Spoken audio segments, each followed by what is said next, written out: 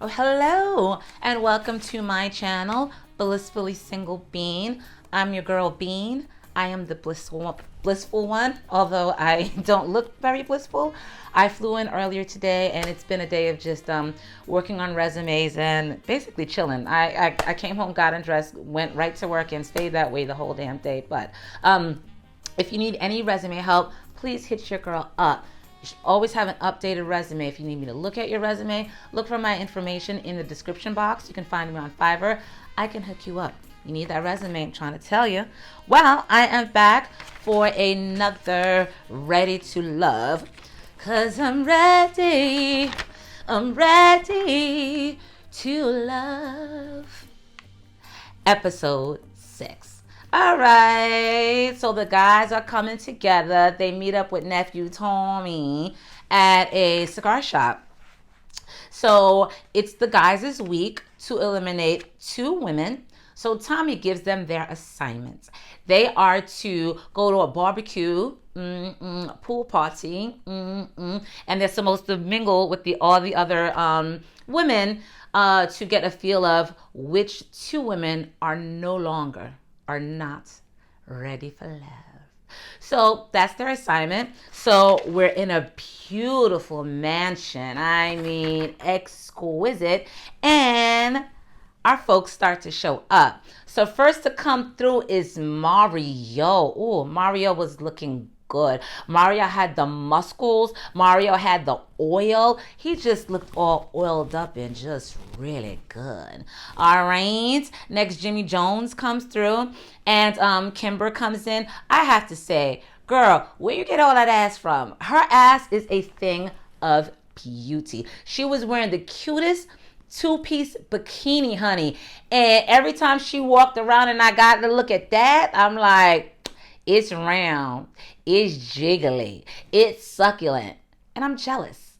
Anyway, everybody comes together and we pan to Alexis, who's talking about her plan today at this barbecue is to kind of stick to the script, show these guys who she really is. And yes, I haven't seen who you really are, Alexis, so yes, we'd like to see it.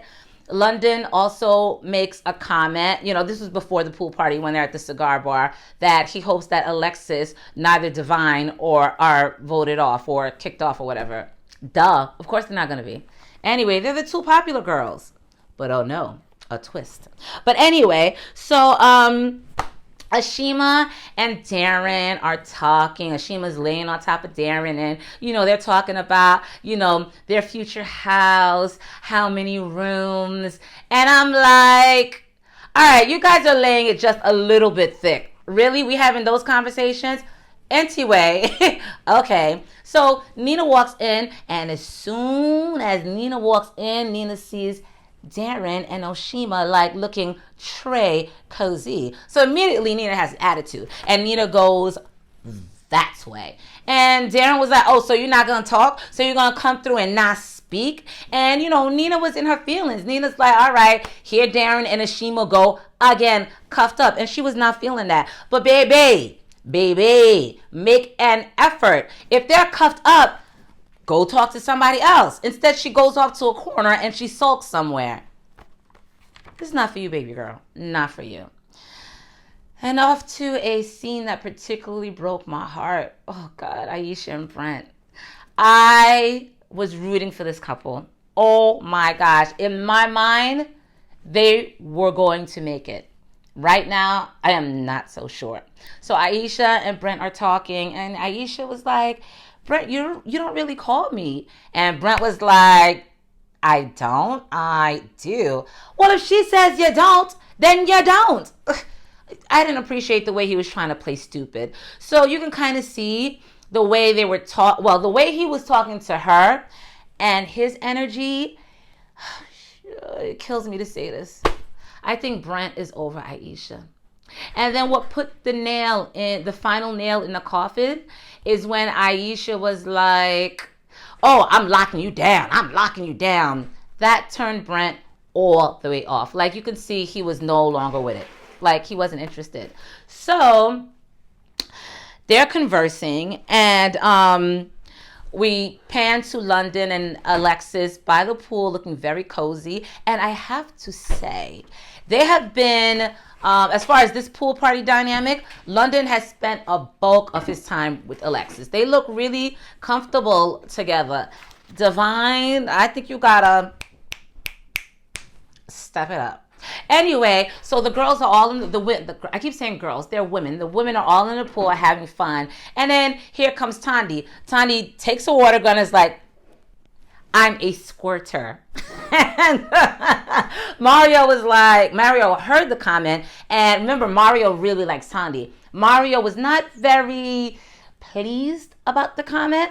He was like, because there's a lot of guys here, and guys talk. It's the same bullshit double standard. Guys can say anything, whether it's sexual, whatever, and nobody bats an eyelash. Let a girl say something sexual, and then it's like, oh my gosh, she has to be judged on it. So anyway, he pulls Tandy aside. He says to Tandy, well, you said, this comment. She gets defensive immediately. Now, there you go, trying to control me. Now, I'm tired of people trying to control me. Like, this is me. This is all of me. Like, these are the kind of jokes I crack. This is me.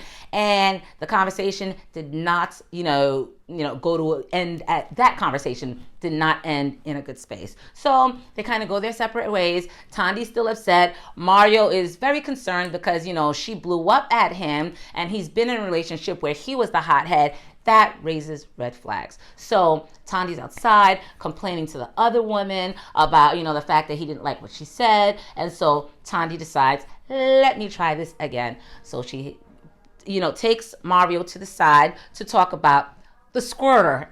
Squirter. That's just so nasty, girl. And it isn't very ladylike. Ugh. Who does that? Anyway, so Tandy is talking to Mario about the whole squirter comment or whatever. And she said, well, this is me. You're asking me, not to be me, not to be my authentic self. And Mario was like, I'm not asking you not to be you. I'm just saying, watch what you say. Like, word to Whitney, watch the F what you say.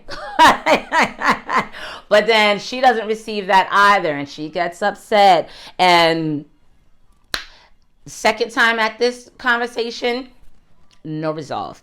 So, everyone's having a good time and, partying, we drinking, we be drinking. Everyone's having a good time to be had by all. And Brent is now but exploring Alexis to see if there's something there. And this is the one I can finally say with certainty, I like Alexis. Because Alexis had several conversations with several of these men. And with each conversation, I noticed her sincerity. She was so open. She made these guys feel like every word that they said was important. And when she was talking to Brent, she said something very insightful. She said, every connection that you make with a person is a lesson. So I really appreciated her openness. I appreciated seeing more of who she is. As a conversationalist, I like her. She's very warm and welcoming.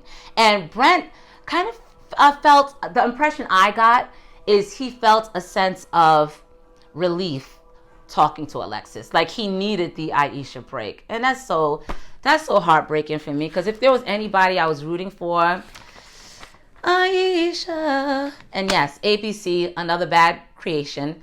Thank you for the sister who reminded me last week who they are. So, yeah. So, Nina's off to the side, Oh, and after their conversation, Alexis and Brent hug. And then as they hug, you notice Nina off to the side eating watermelon by herself. Girl, this is not the show for you. Anyway, London comes over and asks Divine to please join him in the kitchen. So he finally did. Again, I told you a bulk of his time was spent with Alexis, but he did have this moment with Divine. And what I do like about Divine is, like, she's all flirty with London. She knows how to play the damsel. She knows how to, make a man, feel like the hero. Like, I think it was the second episode, she was trying to get to know London, and she was like, you feel that? That's my heart. It's racing. It's like, and in this episode, she's trying to open, I think it was a box of pasta or something. She said, oh, look, I think I'm gonna need some help. So I love her flirty energy. I love that damsel in distress. But her and London start talking, and London gets serious for a minute. London says he's 42 years old, and he's just, the same story. I'm just looking for that someone, because he's tired of playing the field. And at 42, you're entitled to kind of want to settle down and, get that main lady. And Divine was like, that sounds all well and good, while she's chopping chicken. I'm like, girl, don't do that. You look psycho. Anyway, she's chopping chicken. She's like, someone told me you're sweet on Alexis. And he's like, Alexis and I do have a semi-connection. And I'm like, Divine, that's the nature of these games. I mean, how many times you didn't watch last episode? You don't know how these dating games work. You're going to connect with many people until you weed them out and find that one strong connection. Baby, this is not for the faint of heart. So, girl, but I like the fact that London was honest with her and he let her know, I do have a connection with Alexis. But this is the time, again, you got to step it up, Divine. You have to step it up. So while, Tandy and Mario are going through this friction, here comes Mario exploring his options with Riva. So they're in the pool, and oh my gosh, Riva is doing the most with that laughing. Oh, Tony's over there looking like, girl, please stop.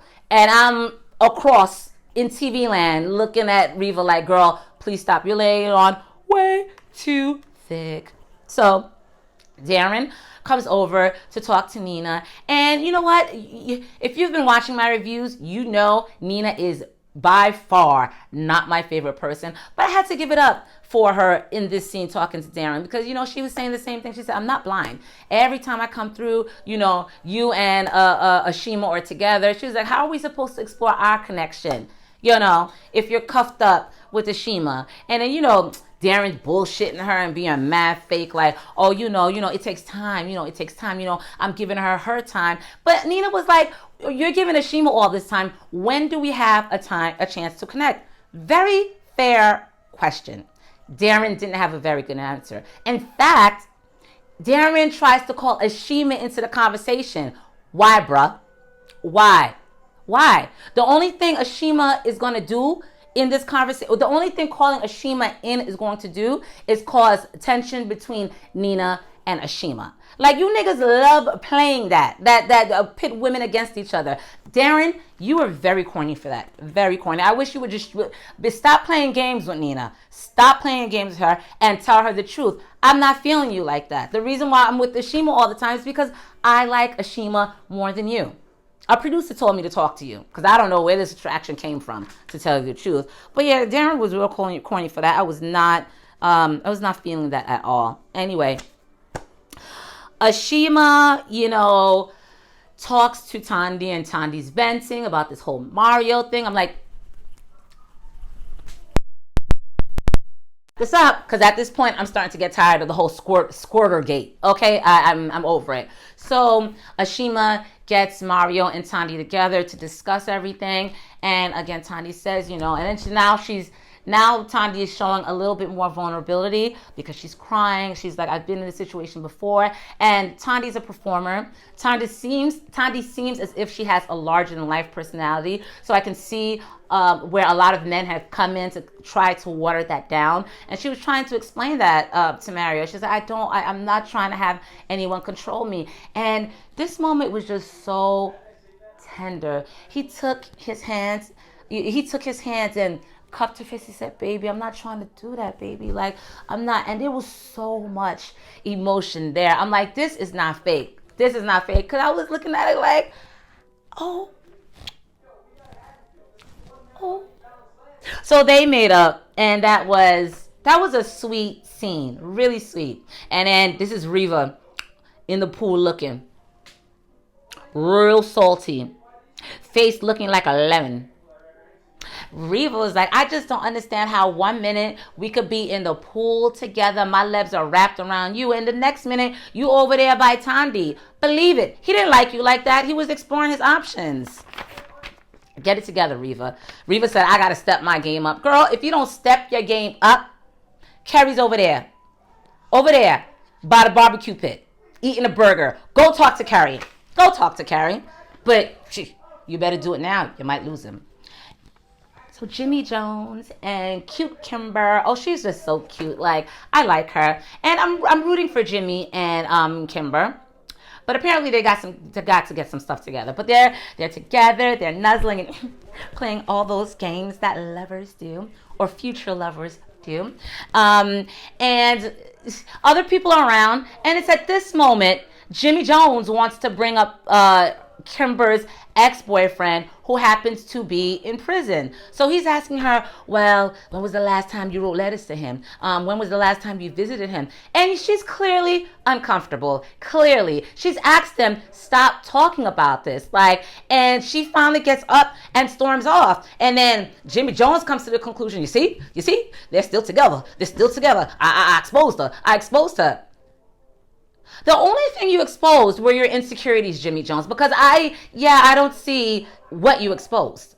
Although Kimber did not straight out deny it, so there may be something there. But the point of it is, she trusted you with information that her ex is a convict, and you proceed to take this information, throw it in front of her face, in front of all these people around. That's his. He said he deserves to ask questions about her ex.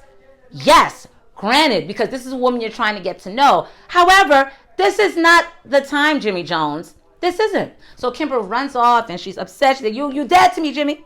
Jimmy, you dead. So Alexis and Carrie are having a conversation because Carrie says, I got my eye on Alexis. I'm like, which eye? Your good eye? You better put your eye somewhere else. Look, Reva's over there in the pool soaking because of Mario. Go talk to Reva. But Alexis shut me up. She did. Because, again, she's having this conversation with Carrie. And I thought she was going to be completely dismissive of him. But she wasn't. She was engaging. You can tell she appreciated the opportunity to get to know a little bit more from Carrie. And I'm like, am I in the damn Twilight world? I like Alexis. Alexis is a very good conversationalist. So the cringe-worthy moment of the day comes from Aisha. So now that she senses Brent's attention is elsewhere, she's pushing up on Mario so hard. It was very uncomfortable to watch. Mario was like, oh, bad timing. I'm already wrapped up in Tandy and I cannot add another woman to the roster. So he kindly scooted her off and she left. But she was way too aggressive sitting on his lap and guys don't like that. Guys are hunters. Guys want to pursue. Girl, it was too much. She could have been a little bit more subtle with her approach to Mario. But Brent did peep game. He was like, all right, okay, you felt my energy was off and now you're trying to look for, broader horizon. All right. Brent's over it. So Jimmy Jones tries to talk to Kimber again. Kimber was like, no, I am not talking to you. And yes, Kimber, I would be in my feelings too. And yes, Kimber, I would not want to talk to his ass too. But I guess the Hennessy started to kick in because Jimmy Jones is getting like, oh, you never going to meet another player like me ever in your life. You're never going to meet another G like me ever in your life. I'm like, first of all, you're getting a little bit loud. Second of all, you're 2 seconds away from being disrespectful. So Kimber and Jimmy going back and forth a little bit. And then Jimmy's like, you know what? Giving daps. All right, I'm out. Jimmy Jones exits the barbecue and says he needs to go home and pray. Yes. You do that. So the men get back together and, give Tommy the rundown of the barbecue. And then Mario says, I'm not sure about Aisha. She was all over everybody. Everybody who, Mario? She pushed up on you mad hard. Who else? What you meant to say was she was hella aggressive and you don't find that attractive. But don't say she was pushing up on everybody because from what I've seen, that was not the case. Mario, So Nina's name came up and someone was like, I forgot which one of the guys, he was like, I just don't think she's ready for this process. Duh. We told you that 6 episodes ago. So God. Aisha, Nina, which I'm not surprised about, and Divine, which I'm very surprised about. But when you think about it, she really didn't hang out with much. She really didn't talk to much of the guys. I think the only guy they showed her talking to was London. So I can see where she was in the bottom three. But, Aisha shows up to a restaurant to speak to London. She came looking so good. Like a 2-piece peach suit. Man, I was looking at Aisha like, I need to stop drinking the red wine and I need to get back to the gym. Planet Fitness. Like, I can do Planet Fitness. I can do that. But she looked really good. And he breaks the news to her that she's not ready to love. I'm sad. But based off of this episode, I'm not surprised. But she was okay. She's like, oh, all right. Puts on her glasses. Her cute ass pieced the hell out. I was like, all right, mama, show these niggas you are not sweating. Whatever. I tried. I gave it the old college try. So Nina meets with Kerry, older guy. And Kerry tells Nina, oh, happy day when Jesus, she's not ready to love. Yes! It's about time. And Nina's reaction was, she is relieved. And you are not the only one relieved, Nina. So are we watching. It was painful watching you week after week. Yes, it was. Yes! I'm happy. And Divine was talking to Mario and was telling Mario she's not sure she's good for this process or this process for her, but he eventually talks to her into staying, essentially, and says, you are ready for love. You gotta go through the process. So that was it for this episode of Ready to Love, episode 6. It was a really good episode. I was so happy to see Nina go. I was very, very sad to see Aisha leave, because I really thought her and Brent were really suited for each other. So it begs the question, who is Brent gonna end up with? You got everybody on Alexis's tail. He hasn't connected with Divine because Divine is on London's tail. So I'm curious to see where things are gonna end up. Really great episode. Thank you so much for watching my video. Please do not forget to like, comment, and subscribe. Thank you to all the subscribers I picked up within the last couple of weeks. You're making this blissfully single mom very, very happy. I thank you so much for that. I write resumes. If you need any resume help, my information is in the description box. Please check out my blog, blissfullySingleBean.com. I'm working on my November posts as we speak, so a lot of interesting stuff to come up. And lastly, follow me on Instagram and Twitter at BeansForReason. Thank you so much for tuning in. I will see you for episode 7.